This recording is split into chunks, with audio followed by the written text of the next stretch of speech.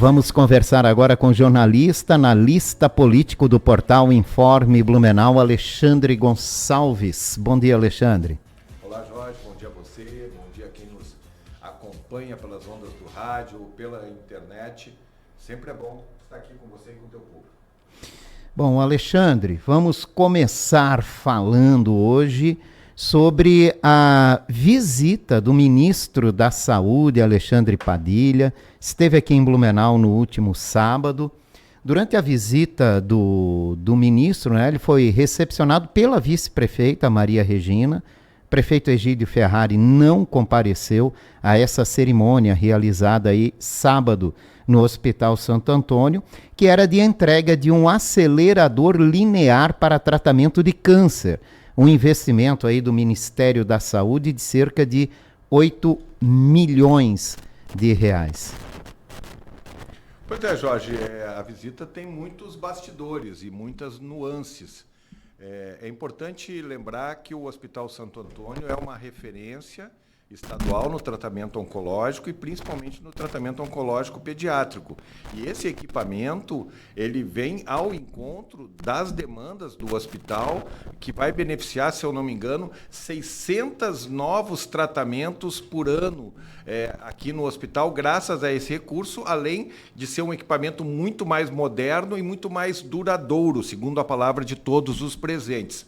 O ministro foi recepcionado, Jorge, na verdade, pelo Conselho de Administração do hospital, pelos seus diretores, esteve acompanhado pela deputada federal Ana Paula Lima, tinham alguns vereadores ali, o vereador Jovino Cardoso estava no primeiro momento, o vereador Adriano Pereira também estava, na sequência chegou a vereadora Cristiane Loureiro, e a vice-prefeita Maria Regina Soares chegou quando a comitiva já estava lá, porque ela estava em uma outra agenda, que também era importante, que foi a inauguração de novas instalações no Hospital Misericórdia da Itopava. Dito isso, vamos analisar a questão sobre o ministro Alexandre Padilha. Não é toda vez que Blumenau e cidades do porte de Blumenau recebem um ministro de Estado. É uma liderança importante em Brasília. E não é um ministro qualquer, é um ministro que tem um vínculo muito forte com o presidente Lula, é um ministro que tem uma relação direta com o presidente, tem os caminhos abertos, então que reforça a importância dele. Ele veio para fazer essa entrega simbólica, o equipamento já estava aqui, era um ato político, mas foi uma oportunidade para todo mundo, primeiro, uma oportunidade para ele conhecer a estrutura e a excelência do atendimento que é feito no Hospital Santo Antônio, até para futuros investimentos. Uma das brincadeiras que se falou lá era uma brincadeira com fundo de verdade, era assim, bom, agora o senhor conhece a seriedade do que é feito aqui, fica mais fácil liberar os recursos. E segundo, isso para mim é o mais importante, foi uma oportunidade única para os administradores do hospital conversarem com o ministro de Estado do porte, do Alexandre Padilha. E aí chegou a acontecer uma situação, num determinado momento, do ato político, que foi apresentado o projeto da construção da nova torre, um investimento de mais de 90 milhões de reais, investimento do governo federal.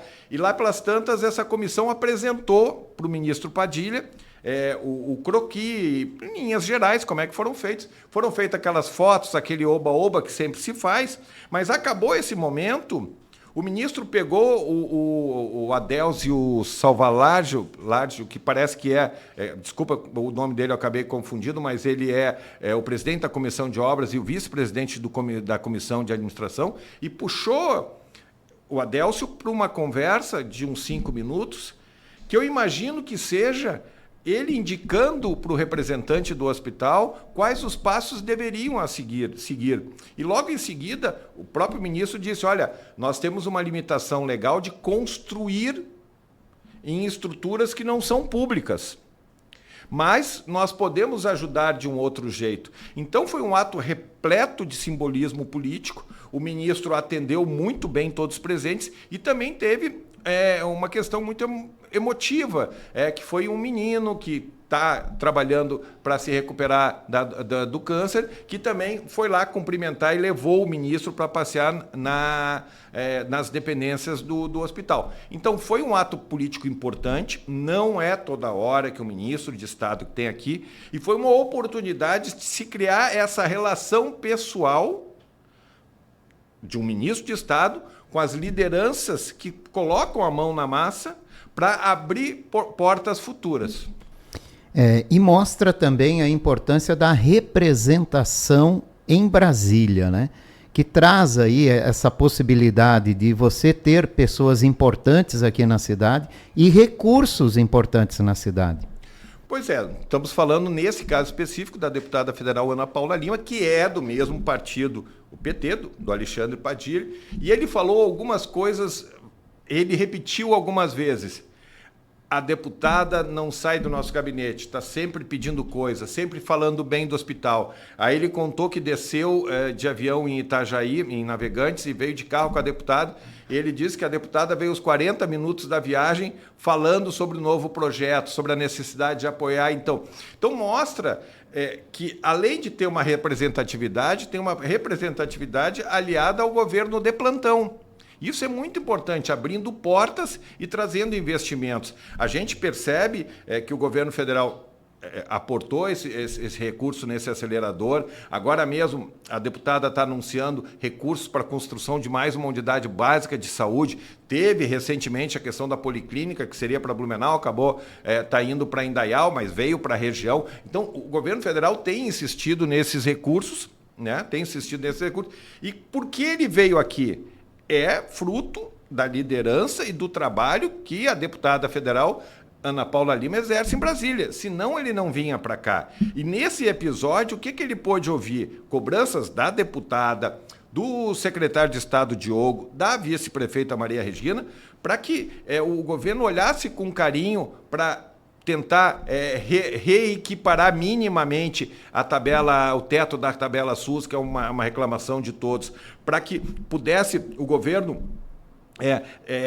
liberar ali, tem um monte de demandas do governo de autorizações para que se autorize novos procedimentos aqui para Santa Catarina, que estão na fila de espera. Foi lá, ele ouviu isso aí e recebeu esses pedidos. Então ele recebeu muitas demandas. E graças a deputada Ana Paula Lima, que ele esteve aqui. Então é importante que a gente ressalte, e muito se falou lá que isso independe de partido político. No caso é o PT que está lá, mas bom é quando qualquer partido não olhe para o outro ente olhando a sigla, e sim olhando o que é executado. E o Hospital Santo Antônio não tem nada a ver com política, ele tem a ver com trabalho de excelência, e é para lá que vão esses recursos, e ganha Blumenau e ganha toda a região.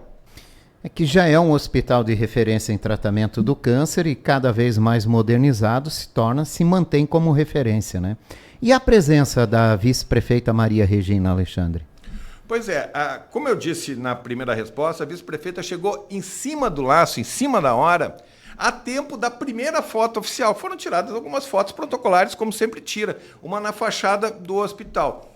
Eu ainda comentei com a assessoria, eu digo, achei que vocês não vinham.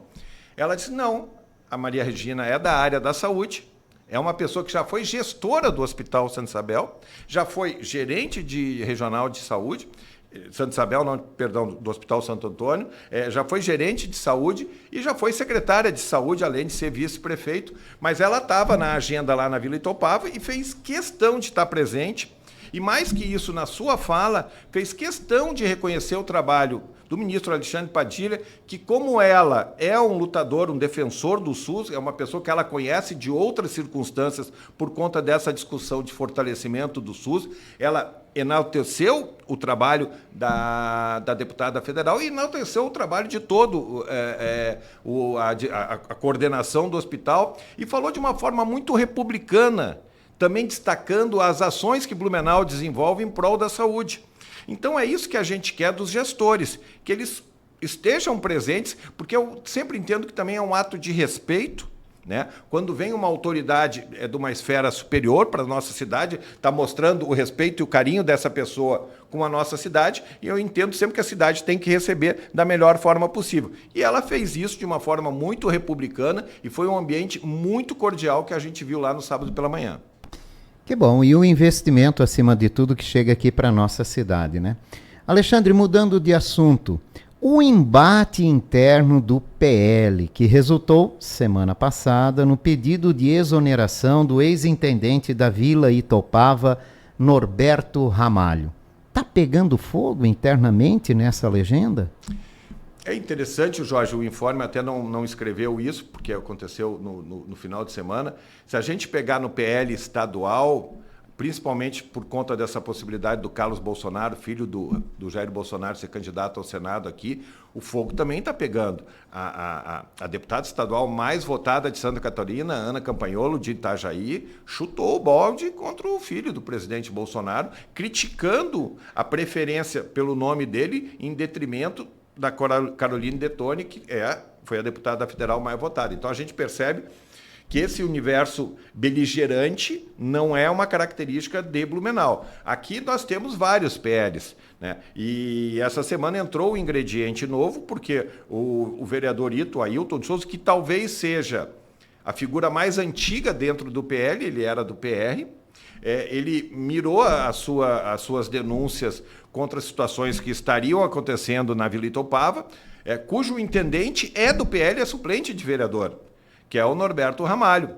E aí, por conta dessas denúncias que a prefeitura ainda estava levantando, o Ramalho pediu boné, se sentiu incomodado, achou que estava injustiçado, chegou a dizer que não era criminoso, ninguém chamou ele de criminoso, mas ele, nesse contexto, pediu o boné e decidiu sair. E aí, mais uma... E deixando claro que o problema do Ito não é o Ramalho. O Ito fez todo esse movimento, que ele tem feito uma série de denúncias contra a administração municipal comandada por Egídio Ferrari, que aí sim também é PL. E aí o novo ingrediente que entrou foi o deputado estadual Ivan Nates, que foi a pessoa que indicou o Ramalho para a administração municipal. O Ramalho foi assessor do Ivan Nates durante um bom tempo, assessor parlamentar, e ele colocou mais lenha na fogueira. O Ivan também, que é um dos primeiros filiados ao PL. Então a gente vê esse ambiente que tem tudo a ver com essa falta de entendimento entre o vereador Ito e a administração municipal e o vereador Ito, e a gente tem percebido uma sucessão de denúncias por parte do vereador e a prefeitura optando pelo silêncio e por não ir por embate. Eu também entendo que a prefeitura tem mais a perder do que o vereador. Mas é uma situação que mostra como existem vários PLs dentro do PL de Blumenau.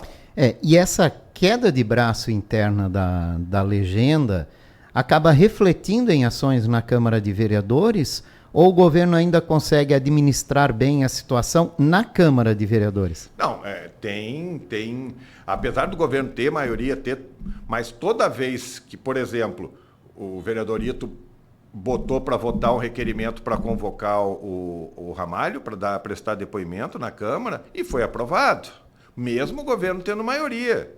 Porque, em tese, normalmente esses projetos acabam sendo aprovados. Então, a gente percebe que o presidente Ito, na posição de presidente, tendo o microfone, o poder da palavra e tendo o poder de fazer andar ou parar os processos, sim, ele tem usado as armas que ele tem na mão para tentar fustigar o governo.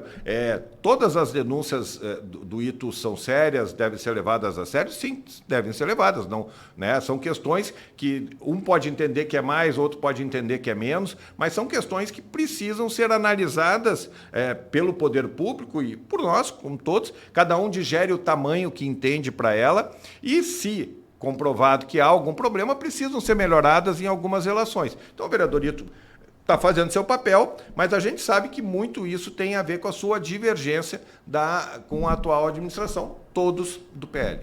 O que isso pode refletir no ano que vem, Alexandre, levando-se em conta a movimentação interna na Câmara de Vereadores e parlamentares para a eleição de 2026? Ou não tem reflexo nenhum? Não, não tem reflexo porque a gente percebe quem são os candidatos do PL aqui. Aí entra um outro ingrediente. Quem é o principal candidato do PL em 2026? É Mário Hildebrand, o ex-prefeito, que é outro que não tem uma boa... que também não há uma boa relação interna com a administração, com o próprio deputado Ivan Nats. Então, é um balaio de gatos, né? Então, o Mário é candidato. Bom, o Egídio, o Ito já disse que é candidato a deputado federal. Talvez apareçam outros nomes pelo PL ou pelo grupo de direita. Então, eu tenho manifestado que o ex-prefeito Mário, por uma série de circunstâncias, larga com uma vantagem, com favoritismo. Agora, o resto tudo vai ter que buscar um lugar no sol. Então, mas também está claro que a administração municipal sinaliza muito claramente que não vai apoiar, botar suas fichas no Ito, muito menos botar suas fichas no prefeito Mário Hildebrand. Isso é falado abertamente. Nem no deputado Ivan Nats, caso o deputado Ivan Nats venha concorrer a alguma coisa, se não der certo a vaga de desembargador. Então, com relação a isso, a essa questão específica do PL, eu não sei se faz muita diferença. Sobre os vereadores candidatos, é sempre uma movimentação. As pessoas ganham a eleição para vereador já de olho, mas agora tem que ver para ter bala na agulha. O informe, mais ou menos, fez um levantamento por cima de 9 dos 15 que sinalizam ter algum interesse. Quantos desses vão para a disputa ainda não sabemos, e quantos deles têm uma condição de ter algum protagonismo eleitoral, aí são poucos. A gente precisa... Não é fácil. O terreno está muito fechado. Para deputado estadual, nós temos o Mário, nós temos o Napoleão, que é candidato à reeleição, nós temos o Marcos da Rosa, que é candidato à reeleição, nós temos o promotor público Odair Tramontim, que sinalizou. Então, já temos 4 nomes ali importantes que farão uma boa votação, e fora alguns prefeitos da região que devem colocar o nome nas urnas. Para a federal, nós temos a deputada Ana Paula Lima, nós temos o deputado Gilson Marques, que sinaliza que vai ao Senado, mas ele pode dar um passinho atrás para não ficar fora, né? E talvez volte, tem chance. E nós temos o deputado federal Ismael dos Santos. A vice-prefeita Maria Regina foi para o Republicanos, para ser candidata federal. O ex-prefeito João Paulo Kleinman ainda não tem partido, mas ele quer ser candidato a federal, provavelmente pelo PL. Outros nomes vão poder ir. Mas é difícil, né, Jorge? Nós já falamos de 3, se reelege 3, se garante 4 aqui, muito mais que isso, o Blumenau não vai botar. E Santa Catarina tinha esperança de 4 cadeiras a mais e acabou isso não vai não acontecendo. Então, também dificulta mais um pouco. Muita gente trabalhou uma pré-candidatura, uma pré-intenção dentro dessa perspectiva que acabou não acontecendo, felizmente. Olhando novas vagas, né, que acabaram não acontecendo. O que esperar do novo Republicanos, principalmente aqui em Blumenau, Alexandre? Primeiro, o Novo Republicanos é um puxadinho do PL organizado pelo governador Jorginho Melo. Que as pessoas não fiquem chateadas comigo falando isso. É isso, o governador, o Republicanos estava lá, o ex-governador Carlos Moisés, o Jorginho deu um jeito de intervir, tirar um deputado federal do PL, que é o Jorge Guetta, e botar ele como presidente do Republicanos, agora vai ficar Carmen Zanotto. E toda essa oxigenação que o Republicanos está vendo agora é para ser um aliado em potencial do projeto de reeleição do Jorginho Melo. Então ele encorpa. E ele encorpa aqui em Blumenau também. Era um partido que só tinha o Egídio Becalcer. E agora devem vir outras lideranças por causa da Maria Regina. Tem o Jean Kuma, né? Então é um partido que se coloca como protagonista. Agora tem que ver que depois da eleição qual é a unidade que vai acontecer unidade, vai se permanecer. Claro que isso tudo também depende dos resultados, né, Jorge? Se tem um sucesso, a tendência é se confirmar e crescer mais. Se tem um insucesso, a tendência daqui a pouco ali na frente é procurar outros caminhos e tal, que é muito comum na política. E o PSDB? O PSDB, para dizer que nem tudo está perdido, o PSDB recebeu o Ciro Gomes há pouco tempo, apesar que eu entendo que o Ciro Gomes foi uma pessoa muito importante, um político muito importante do país, mas ele perdeu o seu tempo, perdeu o seu time, né? Então, esses dias ele se filiou no PSDB, com uma sinalização para ser governador no Ceará, o estado que projetou ele, ou mesmo a presidente da República. Mas o PSDB chega a ser até injusto com o PSDB, ele foi tragado pelo crescimento da extrema-direita. Porque o PSDB foi o partido que, durante 2 décadas, sempre fez o contraponto ao PT, sempre fez o contraponto à esquerda, mas com um cunho mais centro, mais progressista.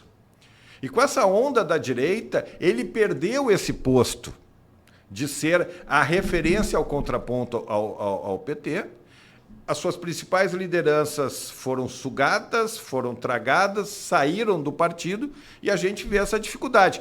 A Maria Regina, uma pessoa que é uma militante histórica, como foi um militante histórico o deputado Napoleão Bernardes? Eles saíram depois de muito tempo porque eles visualizaram as suas dificuldades eleitorais daqui para frente.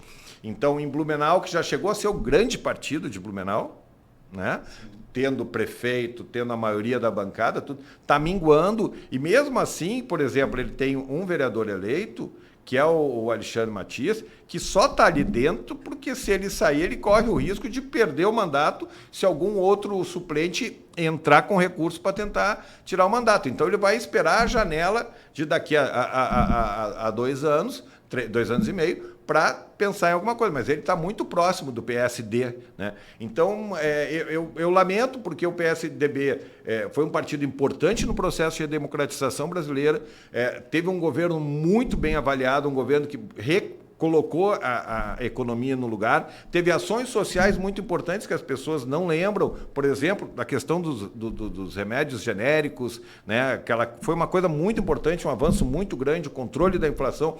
Foi o governo do PSDB que fez com o Fernando Henrique Cardoso, o ministro da Saúde era o José Serra, e isso está se esvaindo em pó porque foi tragado por essa onda de extrema-direita. Alexandre, e o fim da CPI do esgoto? Em que reflexos políticos essa CPI pode deixar? Jorge,